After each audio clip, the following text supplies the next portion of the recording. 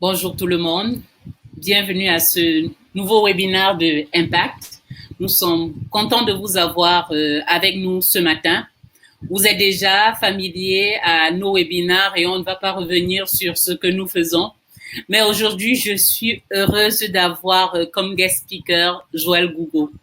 Joëlle est mère de 2 enfants. C'est une passionnée de pâtisserie, mais aussi elle est passionnée par l'éducation des jeunes.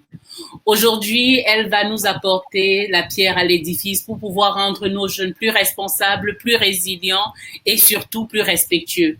Aujourd'hui, elle va nous parler de comment est-ce que nous allons affronter notre future réalité, partager avec nous 3 outils importants que nous devrons intégrer.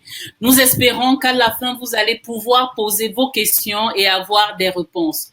Vous savez comment ça se passe? C'est 30 minutes de présentation et vous avez 30 autres minutes pour poser vos questions. Vous pouvez commencer à poser vos questions dans le chat.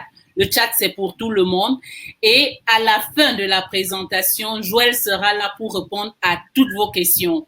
Joëlle est une passionnée de pâtisserie, comme je l'ai dit. Elle est passionnée de l'éducation des jeunes, mais c'est un ingénieur en risque qui est installé en Australie. Elle a passé son enfance au Cameroun, elle a vécu à Paris, elle a vécu en Espagne. Aujourd'hui, en Australie, où elle est installée, elle continue son job et élève ses enfants. Bienvenue, Joëlle, et merci beaucoup d'avoir accepté d'être notre guest speaker du jour. Joëlle, je te passe la parole. Merci beaucoup, Sylvie. Donc, merci. Bonjour à tout le monde et merci de vous être connectés. C'est vrai que c'est un samedi matin. Ça fait tôt pour vous, mais ça fait déjà fin de journée pour moi. Donc, merci pour votre disponibilité. Ce que Sylvie n'a pas mentionné, oublié de mentionner, c'est qu'elle et moi, on s'est connus lorsqu'on avait 12 ans au collège en 5e. Justement. Donc, ça remonte à très, très, très longtemps. Et donc, voilà, donc elle m'a proposé de faire speaker pour Cabinet Impact. C'est vrai que ça a été pour moi vraiment un honneur de pouvoir commencer à construire, apporter ma pierre à l'édifice pour nos jeunes, parce que c'est notre responsabilité à tous. C'est pas juste une responsabilité de chaque parent avec ses enfants, mais c'est une responsabilité collective. Et donc voilà, je vais juste partager avec vous ce sont des réflexions vraiment vraiment personnelles. Je ne m'impose pas comme un coach ou bien quelqu'un ayant des certifications. C'est vraiment une expérience personnelle. Bien sûr, je comprendrai que vous n'adhériez pas éventuellement à ce que je pourrais dire, mais le but, je pense, de ce webinaire, c'est justement de pouvoir échanger des points de vue et moi aussi d'apprendre de vous. Donc, c'est pas juste moi qui vais vous dire des choses, mais par vos questions, ça me permettra aussi, moi, d'apprendre, d'en savoir un peu plus et de prendre aussi en expérience. Alors, donc, voilà un peu l'agenda. Hein. On va parler, donc, l'introduction, ça a été fait par Sylvie. Merci beaucoup. Donc, on va apprendre que se connaître et s'accepter, connaître ses objectifs et se battre pour les atteindre, cultiver un esprit de croissance et puis après, ce sera vos questions. Alors, pourquoi est-il si important de préparer son futur dès maintenant? Donc, nous vivons donc des temps incertains, notamment spécialement, je pense, avec ce que nous vivons, le Covid. Beaucoup d'entre nous n'avons pas connu ces moments où il fallait rester enfermé chez soi. Donc, c'est une expérience nouvelle pour beaucoup d'entre nous. Donc, il y a ces changements, il y a effectivement l'évolution des métiers. Comment on travaillait il y a 20 ans, ben, ce n'est plus du tout pareil. Donc, il faut savoir s'adapter. Et il y a aussi le curriculum scolaire, effectivement, qui peut ne pas forcément être adapté à nos envies, à nos désirs, à nos ambitions. Donc, voilà, donc ce sont des réflexions qui, à mon sens, voilà, il faut y penser dès maintenant. Parce que d'un côté, autant aujourd'hui, on dit qu'il y a des facilités, par exemple, lorsqu'on cherche des informations, on a le net, ce que moi, je n'avais pas, par exemple, quand j'étais au lycée. Et quand il fallait faire des exposés, il fallait trouver quelques livres, si on avait accès à des livres. Donc, il y a des facilités pour les jeunes d'aujourd'hui, mais en même temps, ces facilités, pour moi, ont un contre-coup qui font que ça donne l'impression, du coup, que la vie est plus facile. Et ce qui n'est pas forcément le cas. Donc, le premier outil, c'est se connaître et s'accepter. Donc, de mon point de vue personnel, pour avancer dans la vie, il est vraiment important de savoir d'où l'on vient. Et quand je dis ça, c'est vraiment, il faut vraiment être de très bonne foi envers soi-même et savoir reconnaître, je viens, par exemple, d'une famille qui a les moyens, qui n'a pas les moyens. Je viens d'une famille où il va falloir se battre. Il faut se battre au quotidien pour manger.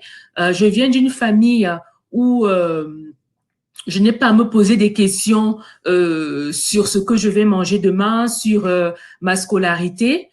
Donc, c'est vraiment très, très important de poser son cadre et voilà. Et on dit qu'on est, on est tous égaux en droit, mais dans les faits, effectivement, certains d'entre nous naissent avec certaines facilités, d'autres doivent se battre plus que d'autres, et d'autres au quotidien ne se posent pas des questions, et d'autres, par contre, doivent réfléchir. Tout est réflexion. Il faut réfléchir à tout.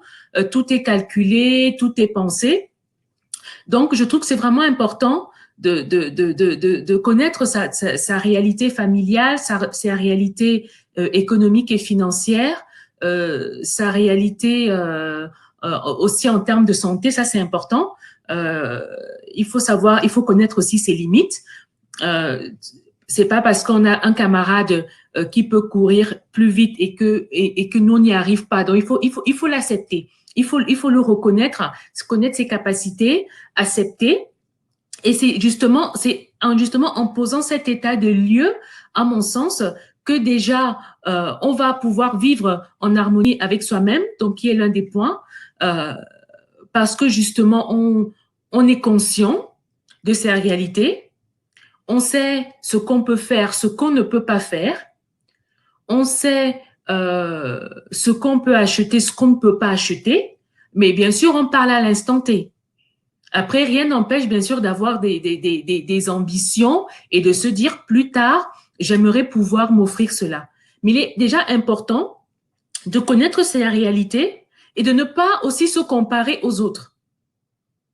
Nous n'avons pas les mêmes réalités et de ce fait, on ne peut pas se comparer, même si la personne en face semble plus heureuse, semble avoir tout ce dont elle a besoin. En gros, comme on dit méfiez-vous des apparences, mais il est vraiment important d'accepter sa réalité et d'accepter aussi que les personnes qui vous entourent, à l'école, au travail, qu'elles aient aussi une réalité qui soit différente de la vôtre et que leur réalité peut vous paraître plus alléchante que la vôtre. Ça, c'est humain. Mais encore une fois, le plus important, c'est déjà d'accepter ce que l'on est à l'instant T et de se dire, voilà, mettre les moyens en place pour atteindre ses objectifs. Et donc, connaître ses réalités, ça veut dire quoi? C'est aussi savoir aussi ce que l'on aime, ce que l'on n'aime pas, ou ce que l'on peut faire, ou ce qu'on ne peut pas faire. Typiquement, si je prends le cas des élèves, il y a des élèves qui, peut-être pendant la pause, auront de l'argent pour s'acheter un goûter ou peu importe. Ou pouvoir aller au magasin et s'acheter ce qu'ils veulent. D'autres ne pourront pas le faire. D'autres auront peut-être la permission parentale de sortir, peut-être d'aller en boîte, je ne sais pas, selon l'âge, bien sûr, et d'autres n'auront pas cette permission. D'autres aimeront, et donc le fait de connaître ces réalités, de s'accepter et de vivre en harmonie avec soi-même, fait aussi que on évite certaines tentations. on a peut-être aussi envie de pouvoir avoir le même rythme de vie que les autres enfants qui semblent avoir les moyens de s'offrir tout ce qu'ils veulent. On est tenté d'être entraîné à la même vie, à vivre comme eux, alors qu'on n'a pas forcément pour l'instant ces moyens-là. Et c'est très important à ce moment présent, quoi que ça puisse vous coûter, de savoir dire, bon, ça, je ne peux pas le faire, je n'ai pas les moyens de le faire. Et si pour cela, ça veut dire que je ne vais pas être invitée à un anniversaire, à une fête, parce que je n'ai pas les moyens de fréquenter certains, il faut l'accepter. Et surtout, il ne faut pas faire des choses qu'on n'a pas envie de faire parce qu'on veut plaire à un certain groupe de personnes. En tant qu'adulte, on est tous passés par ce moment-là où on a toujours voulu appartenir à un groupe, on a certaines personnes qu'on aimerait fréquenter, qui semblent sympathiques, par qui on est attiré dans le sens où on aimerait devenir leur ami. Mais parfois, ces personnes-là peuvent ne pas forcément agir ou faire des choses que l'on aime. Mais parce qu'on veut être ami avec elles, on se pose des questions. Et là, à ce moment, c'est très, très important parce qu'on se connaît, parce qu'on a appris à s'accepter, à vivre en harmonie avec ce que l'on est pour l'instant, parce que aussi, il faut savoir s'écouter, écouter son instinct. Il faut, à des moments où on vous demande de faire des choses et que vous savez, par exemple, que vos parents vous l'interdisent ou que ça va à l'encontre de vos valeurs, il faut pouvoir dire non. Même si ça signifie, pour cela, peut-être que vous serez mis à l'écart du groupe, mis à l'écart des invitations. C'est très important pour votre futur de savoir dès à présent ce que vous aimez, ce que vous n'aimez pas. Et de ce fait, de pouvoir dire non quand l'occasion se présente et que vous avez l'impression que l'occasion se présente de pouvoir enfin faire partie d'un groupe, de pouvoir aller à une fête. Mais si cela signifie d'aller à l'encontre de vos valeurs, d'aller à l'encontre de ce que disent vos parents, ou même si vos parents sont d'accord, mais vous ne le sentez pas parce que vous avez vu les personnes agir et ça vous va pas, c'est très, très important de pouvoir dire non et de continuer en dépit de ce que cela peut impliquer pour vous. Il y a des petites erreurs, enfin petites, c'est relatif bien sûr, que l'on commet dans notre jeunesse et qui peuvent nous poursuivre même à l'âge adulte. C'est pour ça que c'est très, très important, encore une fois, de bien se connaître, de connaître sa réalité, de prendre du temps pour soi pour réfléchir à ce que l'on veut, ce que l'on ne veut pas, ce que l'on aime, ce que l'on n'aime pas, ce qu'on voudrait devenir plus tard. Cela va nous permettre de pouvoir vivre en harmonie, déjà avec nous-mêmes. Quand on est bien envers soi-même, on est bien envers les autres. Cela va nous permettre de développer un instinct. L'homme a un instinct de survie naturelle. Mais encore faut-il être à l'écoute de soi-même pour pouvoir être aussi à l'écoute de cet instinct qui vous dira là c'est bon, là c'est pas bon. Et qui vous permettra justement de pouvoir dire non avec assurance, même si vous savez que derrière, il y aura des petites conséquences. Mais à partir du moment où vous êtes en paix avec votre décision, en harmonie avec votre décision, c'est ce qu'il y a de plus important. Donc, voilà en gros ce que je pourrais vous dire sur cet aspect-là. Et j'insiste vraiment qu'il faut vraiment se connaître et connaître sa réalité. C'est vraiment très, très, très important. Donc, si je passe à la slide suivante, Donc, maintenant, connaître ses objectifs et se battre pour les atteindre. Quelle que soit votre réalité, qu'elle semble rose ou qu'elle semble terne, cela n'empêche pas qu'on puisse avoir des ambitions, qu'on puisse aspirer, à un meilleur avenir. Même quelqu'un qui semble bien maintenant peut se dire que moi, ça ne me suffit pas, je veux être encore mieux. Il n'y a pas de mal à ça, il n'y a pas de mal à chercher son bonheur. C'est ça l'intérêt de la vie d'ailleurs, c'est chercher ce qui va nous faire plaisir, c'est chercher ce qui va nous permettre d'aller au-delà de nous-mêmes. Ce sont des challenges qui nous font avancer et qui nous permettent de voir que chaque jour, on peut faire mieux que hier. Et c'est ça finalement le plus important, c'est de se dire, on fait mieux que hier. Faire des erreurs, ça c'est normal, c'est la vie. Nelson Mandela disait, dans la vie, je ne perds jamais, soit je gagne, soit j'apprends. Le plus important dans la vie finalement, c'est d'apprendre de ses erreurs et donc d'être meilleur que hier. Chaque jour, on doit être meilleur que le jour précédent. Et de ce fait, justement, dans cette quête du bonheur, dans cette quête de notre ambition, il faut pouvoir se projeter dans l'avenir. Comment vous voyez-vous demain? Et ensuite, et après-demain? Et après-demain? Et dans 1 an? Et dans 5 ans? Et dans 10 ans? Et donc, c'est avec cette vision que vous allez pouvoir, justement, vous avez un objectif et il vous faut des objectifs aussi. Vous avez un objectif long terme, il faut des objectifs court terme.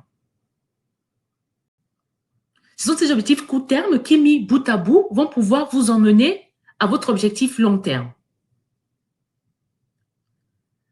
Maintenant, lorsqu'on a des ambitions, lorsqu'on a des projets, lorsqu'on a des plans, il y a des sacrifices derrière.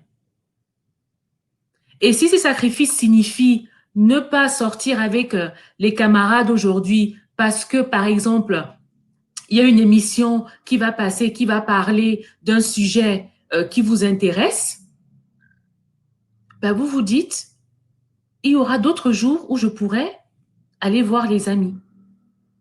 Il y aura potentiellement d'autres anniversaires, ou peut-être pas dans l'immédiat. Peut-être pas. Mais c'est ce qu'on appelle aussi faire des sacrifices.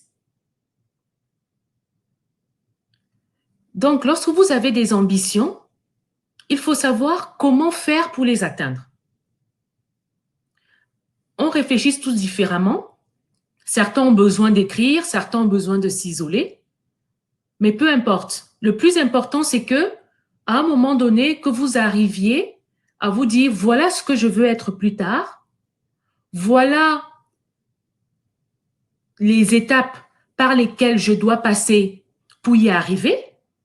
Et encore une fois, lorsqu'on connaît sa réalité, on sait qu'il y a des étapes, peut-être des étapes intermédiaires pour certains, et pour d'autres, ce sera peut-être beaucoup plus direct. Mais encore une fois, le plus important, c'est pas qui arrive en premier, qui arrive plus vite, ou il faut que dans 5 ans, ce soit fait. Le plus important est que ce soit fait. Si c'est fait demain, en accord avec qui vous êtes, avec vos valeurs, très bien. Si c'est fait dans 5 ans, en accord avec qui vous êtes, avec vos valeurs, très bien. Si c'est fait dans 10 ans, en accord avec ce que vous êtes, avec vos valeurs, c'est toujours très bien. Dans 20 ans, ce sera toujours très bien. Tant que vous avez toujours en vue cet objectif, quel que soit le temps mis, le temps pris pour l'atteindre, ce sera toujours très bien.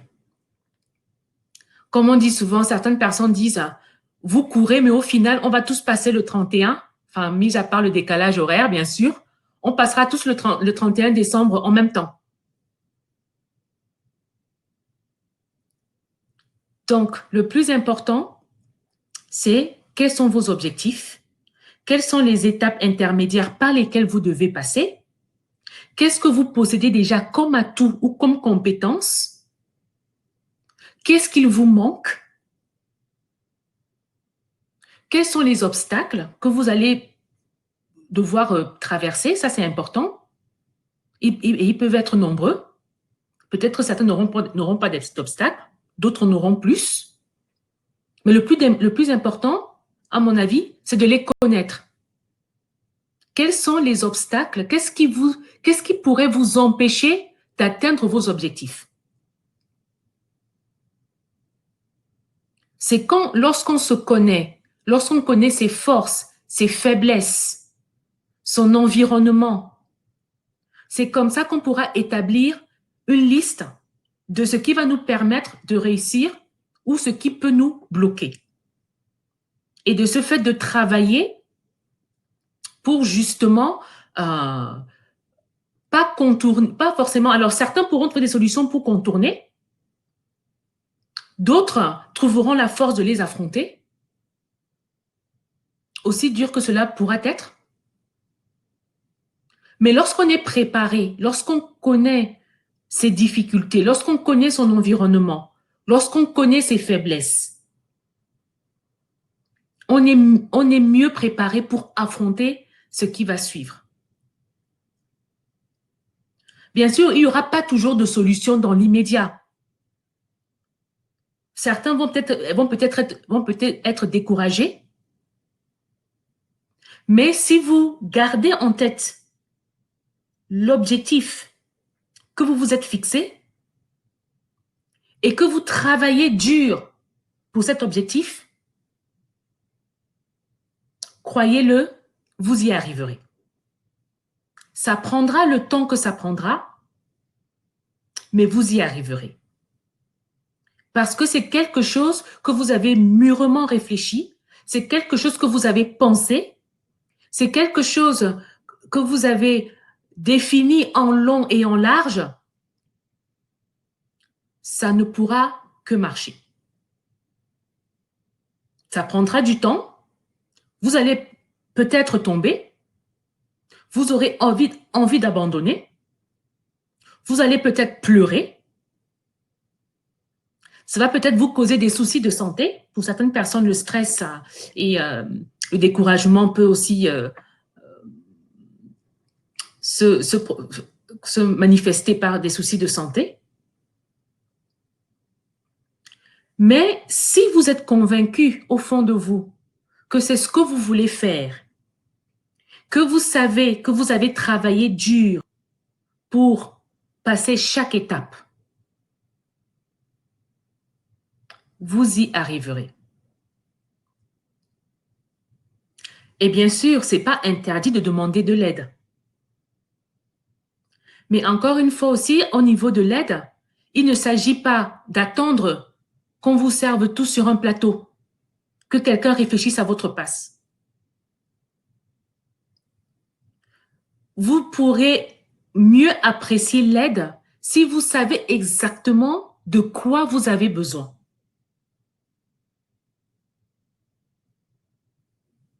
Si vous savez, si on vous donne de l'argent juste comme ça, vous allez prendre cet argent, vous allez le dépenser pour le premier truc qui vous fera envie. Mais quand vous savez exactement ce que vous voulez pour demain, après-demain, et ainsi de suite,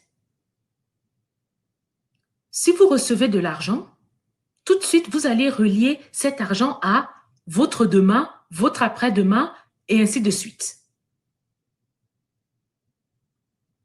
Donc, c'est aussi très important, lorsqu'on demande de l'aide, de savoir, d'avoir déjà en tête, de savoir ce à quoi cette aide va servir. Sinon, ce sera de l'aide pour rien du tout. Et cette personne, à la fin, à qui vous avez demandé de l'aide, si elle voit que finalement, ça ne vous a pas servi, la prochaine fois, elle ne vous aidera pas. Quand vous venez demander de l'aide à quelqu'un, avec des idées bien claires, avec un projet, un plan bien établi, que la personne arrive à voir que le sacrifice qu'elle fait, parce que ne vous méprenez pas, quand quelqu'un vous donne de l'aide et c'est pas juste financier. Ça peut être du temps, c'est de l'argent, c'est beaucoup de choses. C'est quelque part du temps qu'elle ne va pas consacrer à autre chose. Donc, quelque part, cette personne a mis ses priorités à côté, c'est devenu sa priorité. Ça, c'est très important de le comprendre aussi. Donc, quand vous venez à quelqu'un en demandant de l'aide avec quelque chose de bien établi, de bien défini, vous allez avoir plus de portes qui vont s'ouvrir pour vous aider.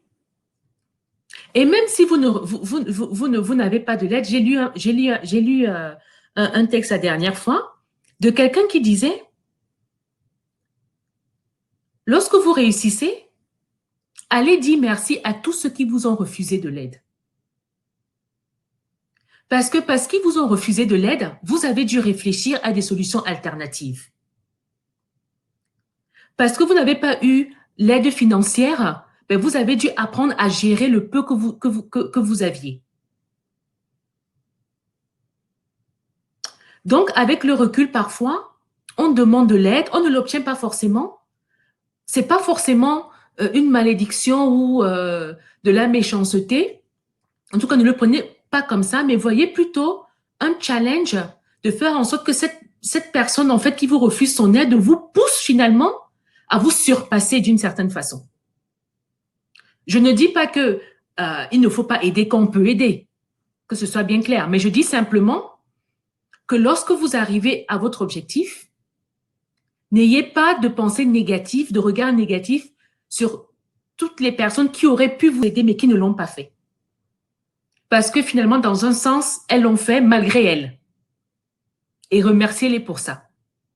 Merci pour l'aide non accordée, parce que j'ai dû réfléchir à des solutions alternatives. Donc voilà en gros pour ce que je voulais dire par rapport aux objectifs, par rapport à la poursuite de ces objectifs, de ces rêves. Et donc sur la slide suivante, c'est cultiver un esprit de croissance.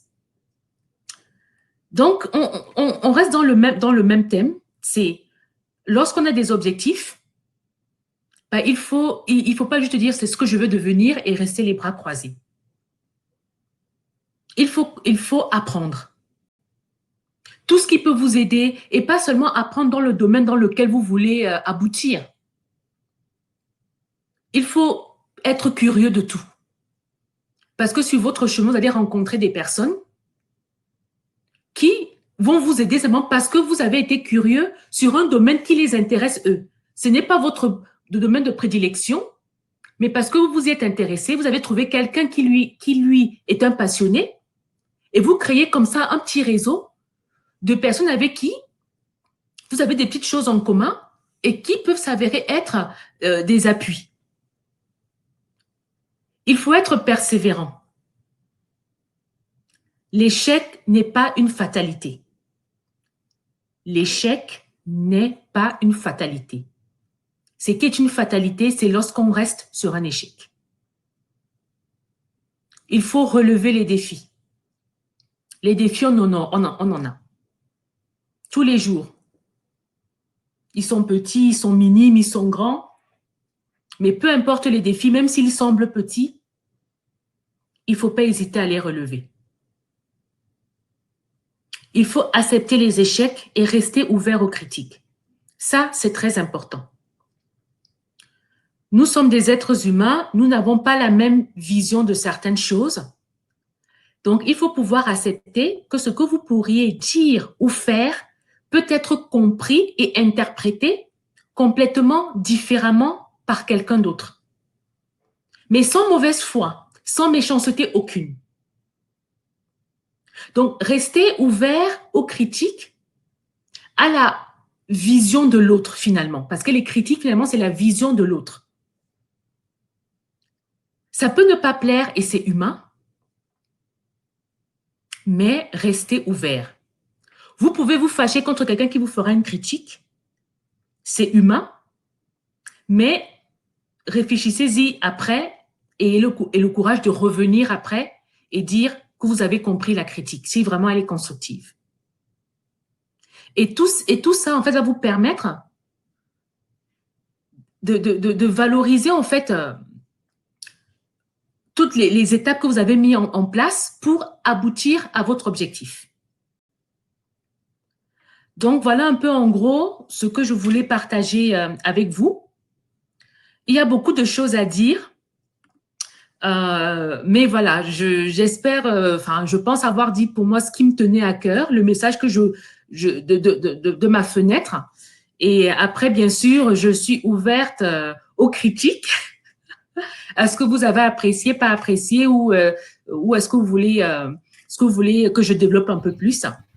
Voilà. Merci beaucoup pour votre attention. J'espère que j'ai été assez fluide et que le message est quand même passé. Et donc, voilà, Sylvie, je rends l'antenne, comme on dit. Merci beaucoup, Joël. Merci pour cette brillante présentation. Merci. Et moi, ce que j'ai retenu, c'est qu'on doit, dans les 3 outils que tu as partagés avec nous, d'abord connaître sa réalité. Connaître sa réalité nous permet de ne pas subir la pression de nos pairs. Il ne faudrait pas que nous nous comparions aux autres. Il faudrait qu'on sache que notre réalité actuelle ne définit pas notre futur si nous fixons des objectifs. Et je voudrais demander aux gens de prendre du temps pour eux-mêmes, pour réfléchir sur cette réalité. Il faudrait que nous ayons des ambitions pour pouvoir changer cette réalité parce que nous ne sommes pas statiques, nous devons évoluer. Nous ne sommes pas des arbres attachés là où nous sommes. Et ce que j'ai aussi retenu, c'est que pour se mettre des objectifs, il faut connaître d'abord ses forces et ses faiblesses. Pouvoir travailler sur ses forces et ses faiblesses. Lorsqu'on réussit aussi, il faut qu'on se retourne vers les personnes qui nous ont refusé de l'aide et qu'on leur dise merci parce qu'ils nous ont permis de grandir. Il ne faudrait pas qu'on ait de ressentiment pour ces personnes-là, ni pour les obstacles rencontrés, parce que c'est comme ça qu'on se forge un caractère. Surtout, ce que j'ai aussi retenu, c'est que l'échec n'est pas une fatalité. Qu'on apprenne à embrasser les échecs, qu'on apprenne à embrasser les défis. Comme disait Nelson Mandela, je ne perds jamais, soit je gagne, soit j'apprends. Et que quoi qu'il arrive, nous devons faire des sacrifices pour notre futur. Qu'on soit toujours ouvert aux critiques. Ouvert aux critiques veut dire qu'on accepte ce qui est constructif et qu'on évolue avec et qu'on rejette tout ce qui est négatif, qui n'est pas positif. Mais toujours se référer à ses valeurs, à sa réalité, à ce qu'on ressent et surtout écouter aussi son instinct. C'est en gros ce que j'ai compris du partage de Joël et j'espère que tous nos jeunes qui sont connectés ont compris mieux et je vais les mettre au défi. Je vais les mettre au défi parce que après une présentation pareille, il faudrait qu'ils prennent ce temps-là avec leurs parents pour connaître quelles sont vos valeurs. Plusieurs fois, Joël a dit en rapport avec vos valeurs. Quelles sont vos valeurs? Quelles sont vos valeurs familiales? Discutez avec vos parents pour connaître quelle est votre histoire. Prenez du temps pour vous asseoir et réfléchir aussi sur votre avenir. Parce que c'est le moment maintenant de le faire et non demain ou après-demain. Sinon, avec ce temps qui change tout le temps, on sera très vite rattrapé par la réalité. Merci beaucoup, Joël, pour ce partage. J'ai beaucoup apprécié et j'espère que tous mes jeunes qui sont là ont aussi apprécié. On va commencer avec les questions. La première question vient de Marc Aurel et il te pose la question, Joël. Est-ce qu'on doit alors demander aux parents qu'on travaille avant de recevoir de l'argent? Je crois qu'à un moment, tu as parlé de notre réalité est différente des autres et il ne faut pas toujours comparer ce que les autres ont par rapport à nous. Et il te pose la question, est-ce qu'on doit demander à nos parents de travailler avant de recevoir de l'argent? Joël? Alors, donc merci Marc Aurel pour cette question. Je pense qu'en tant que parent, mon avis est plutôt très clair là-dessus. Pour moi, c'est le choix des parents. Quand j'étais à l'école, il y avait des parents qui ne donnaient pas de l'argent à leurs enfants. Il y en avait qui en donnaient. Ça, c'est un choix des parents. Alors, je ne sais pas si c'est eux qui demandaient aux parents ou pas, mais ma conception, c'est les parents, ils savent mieux quels sont vos besoins. Donc, quel serait le but de vous donner de l'argent? C'est de l'argent de poche? Pourquoi? Parce qu'en tant qu'enfant, vous devez participer aux travaux de la maison. Ce n'est pas une faveur que vous faites aux parents quand vous travaillez à la maison. Donc, moi, je me rappelle, par exemple, quand j'étais jeune, pour avoir de l'argent de la part de mes parents, il fallait que je fasse un travail qui ne faisait pas partie de mes tâches quotidiennes. Donc, typiquement, si c'était pour laver les assiettes ou aider à faire la cuisine ou laver mes habits, non, ça sont des tâches que je suis censée faire. Mais si je réfléchis et que, par exemple, je vois, par exemple, que je leur propose, par exemple, de nettoyer leur chambre, par exemple, ça, c'est un travail. Je dis, voilà, je fais ce travail-là et eux, ils me rémunèrent. C'est eux qui décidaient du montant. Mais c'était vraiment moi qui allais chercher ce travail-là. C'est pour mes parents de me responsabiliser, de savoir que dans la vie plus tard, l'argent que je gagnerai, ce sera l'argent de mon travail. Personne ne me donnera de l'argent comme ça pour le plaisir ou machin. Non. Tout argent que je vais avoir sera de l'argent dû à un travail. Donc, demander... C'était la meilleure manière d'apprendre, quoi. C'est exactement la meilleure façon d'apprendre. Ouais. Donc, comprenez que vos parents, en fonction de leur réalité, puissent ou pas donner de l'argent. Oui. Et que voilà, mais le plus important, c'est est-ce que vraiment vous manquez du quotidien? Est-ce que vous manquez de quelque chose? Je ne parle pas du surplus. Est-ce que vos parents vous fournissent le minimum? Si oui, si ils ne vous donnent pas de l'argent, n'est pas de l'argent maintenant, comme certains l'ont, ça peut être frustrant, ça je le comprends. Mais la vie aussi, c'est comme ça aussi que dans la vie, on apprend à ce que les choses ne nous touchent plus.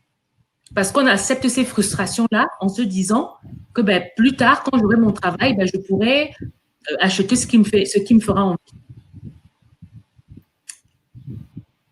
Je suis tout à fait d'accord avec toi, Joël. Ça revient au point où il faut connaître sa réalité. Souvent, quand on était jeune, on se disait pourquoi l'autre a ceci et pourquoi moi je n'ai pas. Pourquoi est-ce que l'autre a de l'argent de poche et moi je ne l'ai pas? Quelle est ta réalité? Et en plus, quel est l'enseignement que tu tires de cela? Quand on se dit il y a des frustrations, est-ce qu'on ne grandit pas avec des frustrations? Moi, je me rappelle quand Joël et moi on fréquentait, je ne suis pas sûre qu'on avait 100 francs, hein, qu'on avait 100 francs par jour pour l'école. Je n'en suis pas sûre. Je me rappelle, on marchait pour entrer à la maison. Pour entrer à Cow Street, c'était Foncha Street à l'époque. On marchait après l'école, quoi. Mais est-ce que ça nous a empêché d'être ce que nous sommes aujourd'hui? Non. Parce que si nous utilisons cela, nous connaissions nos réalités. Ceux qui ne connaissent pas leur réalité seraient poussés à aller voler, seraient poussés à faire des choses qui sont contre valeur pour avoir cet argent-là. Totalement. Et nos parents avaient le temps de s'asseoir avec nous et de nous leur expliquer. C'est pour ça que nous voulons vous défier, d'aller vous asseoir avec vos parents et comprendre quelle est votre réalité. Et surtout savoir que de l'argent qu'on vous donne juste comme ça, peut-être vous ne connaîtrez jamais sa valeur. La valeur, c'est vos parents qui vous les transmettent et à chaque parent sa réalité et ce qu'il veut apprendre à son enfant. Totalement. Merci beaucoup, Marc-Aurèle, pour cette question. Merci beaucoup, Joël, pour ta réponse. J'ai une autre question qui vient de Junior. Junior demande, doit-on relever tout genre de défis? je crois que c'était dans l'outil l'esprit de croissance, tu as dit, il faut pouvoir relever les défis. Est-ce qu'on doit alors relever tout genre de défis, Joël? Alors, la réponse est, je dirais non. Les défis qu'on relève doivent toujours être en accord avec nos objectifs. Voilà. Relever un défi pour relever un défi, comme on peut voir certains jeunes le faire. Bon, après, il y a des petits défis qu'on relève entre amis, mais encore, je reste très prudent parce que malheureusement, on n'a pas toujours le recul nécessaire pour se rendre compte si c'est un défi juste pour s'amuser, mais vraiment qui reste complètement innocent. Mais sinon, globalement, dans la vie de tous les jours, les défis que vous relevez doivent être en accord avec vos objectifs. Ce que je veux dire simplement aussi par là, c'est que vous n'allez pas aller mener un combat qui ne va pas qui va juste vous faire perdre de l'énergie, ne va pas vous aider dans votre cause. Donc, si par exemple vous allez quelque part et que vous avez une discussion avec quelqu'un et que vous n'allez pas vous mettre d'accord, à un moment donné, il faut savoir juste se replier et se dire, mais finalement, si cette discussion ne mène à rien, qu'est-ce que moi, ça m'apporte finalement? À part de l'énergie perdue à se discuter avec quelqu'un, par exemple? Non. Donc, relevez les défis qui vont vous permettre d'avancer et d'atteindre vos objectifs.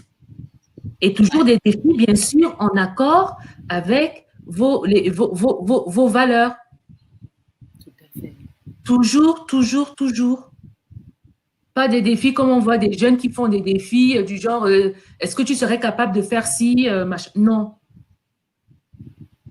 Quand vous voulez relever un défi, première question, qu'est-ce que cela va vous apporter de plus dans votre vie?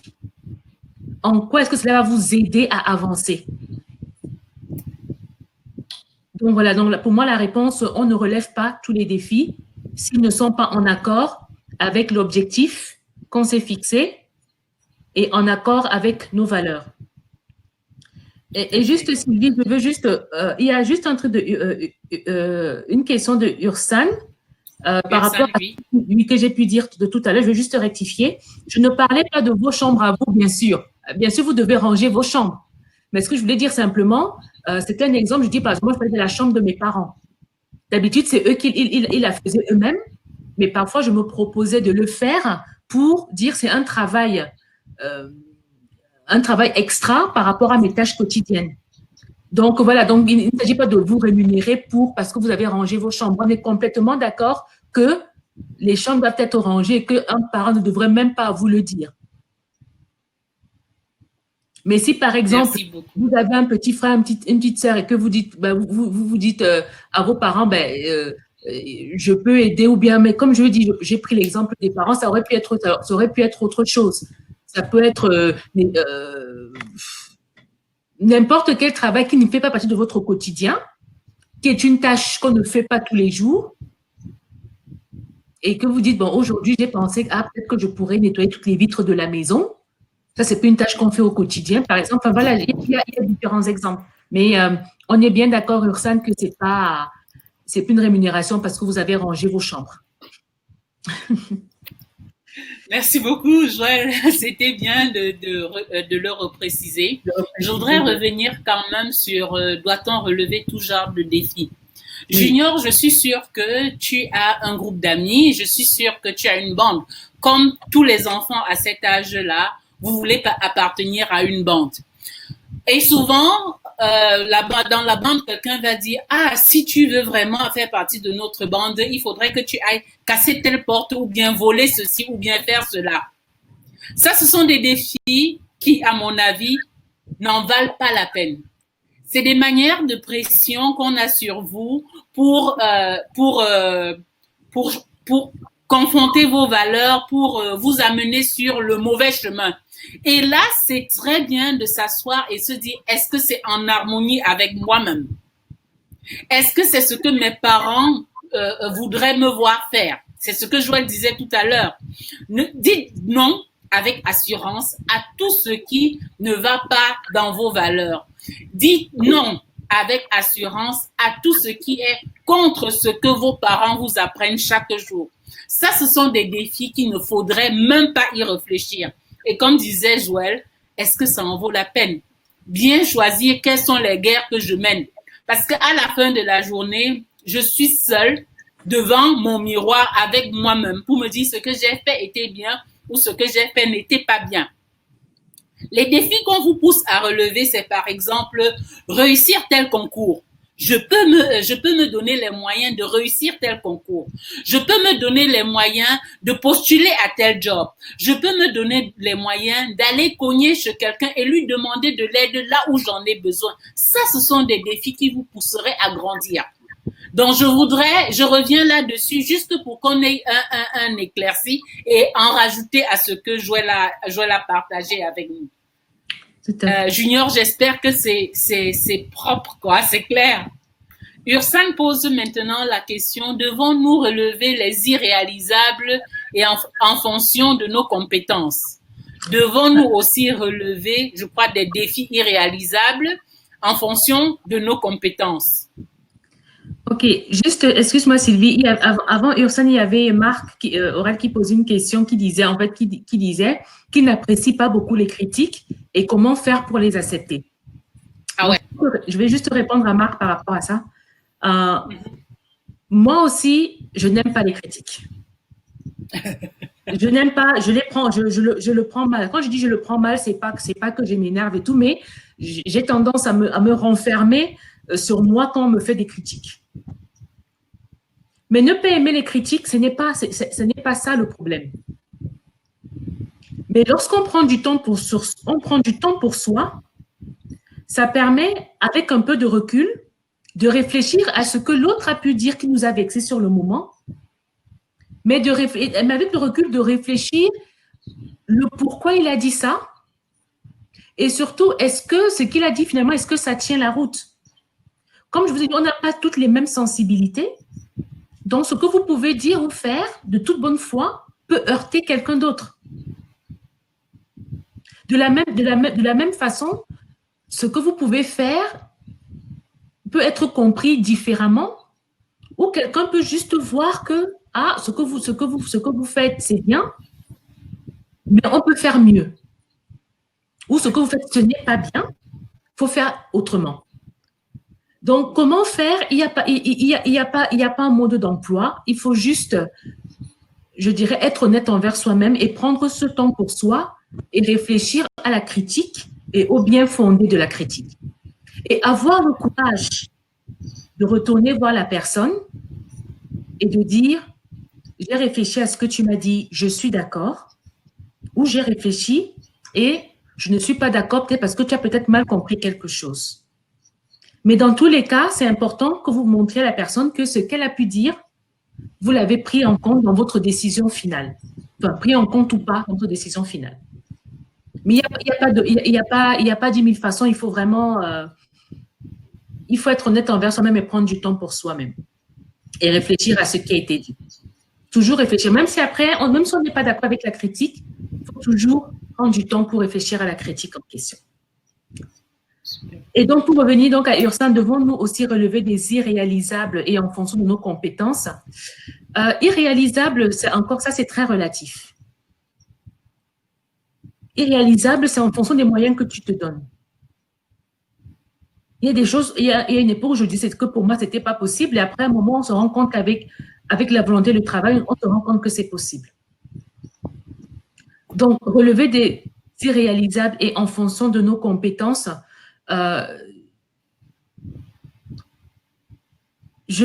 honnêtement, je pense qu'il n'y a pas en tant que tel des défis irréalisables, sauf si, effectivement, on vit...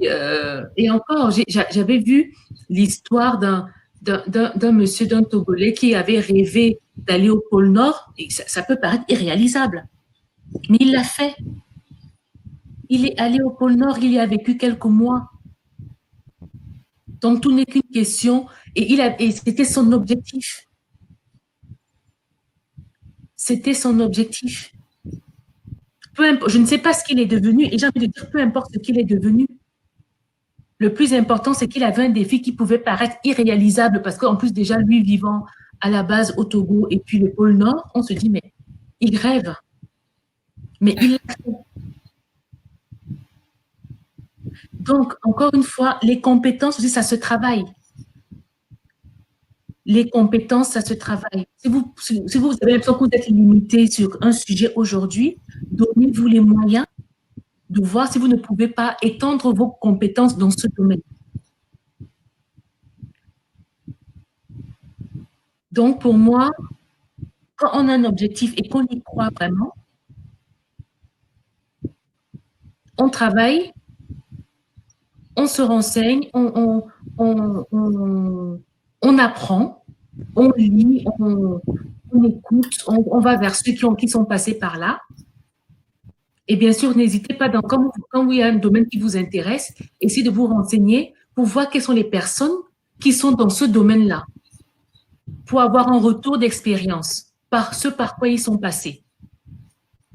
Leur expérience peut vous aider à ne pas avoir à faire les mêmes erreurs qu'ils ont pu commettre dans leur parcours.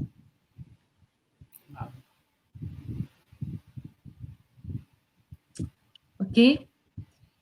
Donc, j'espère avoir... Et quand tu dis c'est voir des gens, ça veut dire c'est là où il faut apprendre à demander de l'aide sans aucune honte, avec humilité. Tout à fait. Tout à fait. Ursan, est-ce qu'on a répondu à ta question? Merci beaucoup. On va passer à la question de Aaron. Oui. Aaron demande la rapidité dans le travail bien fait n'est-elle pas nécessaire dans notre monde de l'information? La rapidité dans le travail bien fait n'est-elle pas nécessaire dans notre monde de l'information? Alors, je ne sais pas si Aaron fait référence au fait que j'ai pu dire que ça prendra le temps que ça prendra pour atteindre l'objectif. L'important, c'est de l'atteindre. Je ne sais pas si c'est à ça, si la rapidité dans le travail, si c'est par rapport à ça. Mais bon, peu importe. Bien sûr, effectivement, si on arrive à faire un bon travail très rapidement, oui, bien sûr que c'est... est-ce que c'est nécessaire? Oui, c'est nécessaire de pouvoir, comme on dit, anticiper et de pouvoir faire les choses rapidement, mais c'est parce qu'on vit dans un monde qui demande cela. On vit dans un monde qui demande cela, donc effectivement, mais encore une fois, la rapidité dans le travail bien fait, c'est avec l'expérience que ça s'acquiert. On ne naît pas avec certaines compétences. Ces compétences, on les acquiert et c'est à force de les pratiquer, on a une certaine dextérité. Les acrobates dans le cirque, ils ne sont pas nés acrobates. C'est parce qu'ils travaillent jour et nuit qu'ils arrivent à faire les numéros qu'ils arrivent à faire et qu'ils le font rapidement, qu'ils enchaînent des séquences. Et ça, c'est pareil partout. La dame qui vend les beignets, la dextérité avec laquelle elle met les beignets dans l'huile, elle les retire, elle fait 10 000 choses à la fois, c'est parce qu'elle a appris à le faire. Donc la rapidité, oui, mais encore une fois, ça s'acquiert en commençant par faire bien ce qu'on est en train de faire, même si c'est lentement, mais avec le temps et avec la passion qu'on met dans ce qu'on fait, ben ça devient, on a une certaine dextérité, c'est-à-dire qu'on arrive à le faire plus rapidement. Donc oui, effectivement, la rapidité dans le travail bien fait, c'est quelque chose de nécessaire, ça je suis d'accord, mais encore une fois, vaut mieux prendre le temps de savoir bien faire les choses et le faire plus vite, plus tard, que de se décourager parce qu'on n'arrive pas à le faire bien maintenant et que les autres arrivent à le faire bien. Encore une fois, il faut se connaître. On a des capacités. Chacun de nous a quelque chose qui fait mieux dans un domaine que d'autres. Et donc, il ne faut pas être frustré parce que les autres le font bien. Dans d'autres choses, vous êtes meilleur que les autres. Le plus important, c'est de persévérer et apprendre comment le faire vite et bien. Donc, encore une fois, donc c'est par rapport à ça. Ok, très bien, merci Aaron d'avoir précisé. Donc, encore une fois, sur certains sujets, vous allez pouvoir aller comprendre rapidement et pouvoir faire le travail rapidement et bien. Et pour d'autres, il vous faudra un peu plus de temps.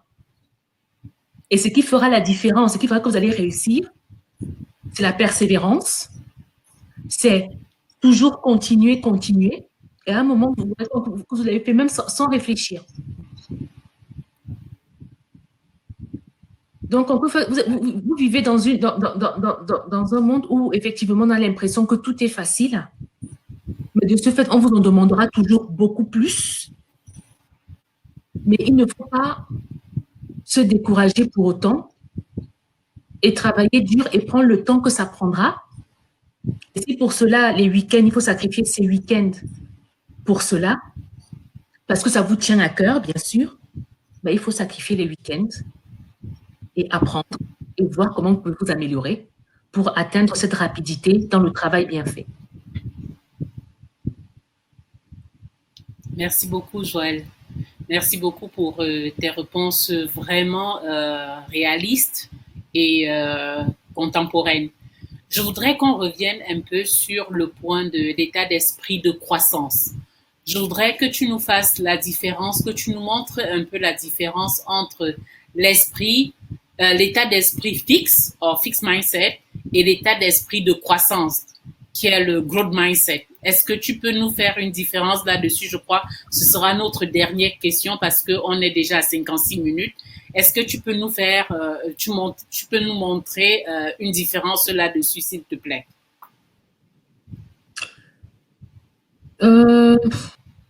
Exemple qui me vient là comme ça, sur le fixed mindset, ce serait par exemple quelqu'un, si je prends le cas d'un élève, d'un étudiant, qui va se contenter par exemple d'avoir juste la moyenne. Voilà. Voilà, tout simplement. J'ai 10, ça me va. Ça, c'est voilà, c'est ce qui est nécessaire pour passer, donc pourquoi est-ce que j'en ferais plus? Tout à fait. Quelqu'un qui dit j'ai 10, mais j'aimerais bien avoir 12, j'aimerais bien avoir 14. Donc, il se fixe des objectifs.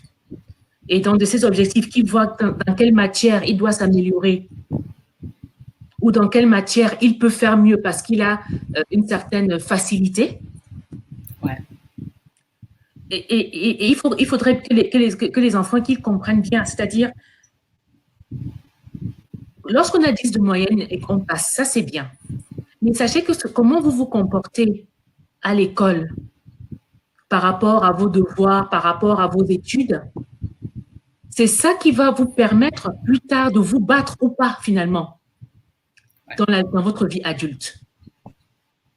Quelqu'un qui est habitué à se motiver, à se dire il faut que je me surpasse, que je fasse mieux, aura plus de facilité à affronter les difficultés parce qu'il les aura déjà affrontées, même quand ce n'était pas nécessaire. Il aurait pu se contenter de son 10, mais il se dit non, je me mets un défi. Ben tiens, voilà, on parlait de défi. Je me mets un défi, je me challenge et je veux faire mieux. Pourtant, on peut se dire qu'il n'a pas besoin de faire mieux puisqu'il passe avec son 10. Mais avec cet état d'esprit-là, c'est quelqu'un, lorsqu'il va faire, on va lui proposer un travail, ben, il va toujours faire plus. Et c'est comme ça qu'il va se faire remarquer. Il ne se contente pas de faire bien son travail. Il veut le faire mieux. Et c'est comme ça que ce sera toujours quelqu'un avec ce growth mindset qui va toujours être en perpétuelle recherche de faire mieux dans tout ce qu'il fait. Et croyez-le ou pas, les gens le remarquent. Et vous tomberez toujours sur quelqu'un qui saura vous apprécier à votre juste valeur et qui saura vous proposer ce que vous méritez. Donc, c'est très important de ne pas se laisser vivre, si je puis parler comme ça. Ne vous contentez pas de ce que vous avez, même si ce que vous avez est suffisant. Apprenez à, de temps en temps, vous surpasser. Apprenez à faire des choses qu'on ne vous a pas forcément demandé de faire. Ouais. Ce sont toutes ces petites choses qui, mis bout à bout, lorsque vous serez adulte, qui vont vous permettre de vraiment faire face à votre réalité et à savoir comment faire pour l'affronter, en sortir vainqueur. Ah, ça c'est super. Merci beaucoup, Joël. Merci beaucoup d'avoir insisté là-dessus, sur cet état d'esprit de croissance, quoi. Parce que, comme tu le disais, nous nous contentons souvent du peu qu'on a et nous finissons par vivre par se contenter du passable ou bien du médiocre. Alors que quand vous avez l'état d'esprit de croissance, vous êtes toujours à la recherche de nouveaux challenges. Vous ne les évitez pas, mais vous êtes à la recherche de nouveaux challenges. Vous persistez même quand c'est difficile. Vous demandez de l'aide pour y arriver. Vous voyez l'effort comme étant le chemin nécessaire vers la maîtrise de la chose que vous voulez faire. Et même les critiques, vous les prenez et vous apprenez de ces critiques, vous grandissez sur ces critiques-là. Et surtout, vous n'êtes pas menacé par le succès des autres. Vous vous sentez inspiré par le succès des autres pour grandir. C'est vraiment le growth mindset, l'esprit dans lequel on devrait vivre pour un avenir meilleur.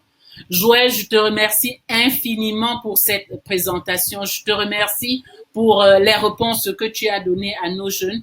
J'espère, chers jeunes, que vous avez retenu les 3 outils qu'on a partagés avec vous aujourd'hui pour pouvoir affronter votre futur. Se connaître sa réalité, c'est quelque chose de fondamental. Allez vous asseoir avec vos parents, discuter de votre réalité. Allez chercher quelles sont vos forces, quelles sont vos faiblesses, quelles sont les choses que vous acceptez et que vous ne devrez jamais accepter. Ça, c'était votre premier outil. Deuxième outil, c'était se fixer des objectifs et se battre pour y arriver. Écrivez-les dès aujourd'hui. Quels sont vos objectifs? Où est-ce que vous vous voyez dans 1 an, dans 4 ans, dans 5 ans, dans 10 ans? Écrivez-les et commencez à mettre en place des plans pour y arriver. Surtout que quand c'est écrit et que vous les voyez chaque jour, vous vous poussez à y arriver. En 3e outil, vous aviez développer en vous l'esprit de croissance. Ne restez pas dans l'esprit fixe. C'est cela qui vous permettra d'évoluer vers la culture de l'excellence qui vous ouvrira des portes à l'infini. Merci beaucoup, Joël. Je vais te laisser la parole pour la conclusion et je vais inviter tous ceux qui sont là à faire venir ceux qui parleront anglais parce que la semaine prochaine, on refera le même webinaire en anglais. Joël, est-ce que tu peux nous donner la phrase de conclusion? Merci beaucoup. Merci à tous d'être venus. Alors, merci à tous de vous être connectés. La phrase de conclusion, pour moi, ce sera finalement « Ayez confiance en vous et croyez en vous. » Super. Ayez confiance en vous et croyez en vous. Yes. La vie n'est pas un long fleuve facile, mais avec la confiance et la persévérance, on y arrive. Au plaisir de vous retrouver et je vous souhaite tous un excellent week-end. Faites attention à vous. Faites attention, n'oubliez pas les gestes barrières. N'oubliez pas ce fameux Covid. Alors, c'est vrai que les jeunes, vous n'êtes pas trop touchés, mais pensez à vos parents qui sont plus âgés éventuellement. Pensez à vos grands-parents. Pensez à vos voisins. C'est un mindset qu'on doit tous savoir. Ça, c'est vraiment le mindset collectif. Là, c'est vraiment un grand test nature de la collectivité.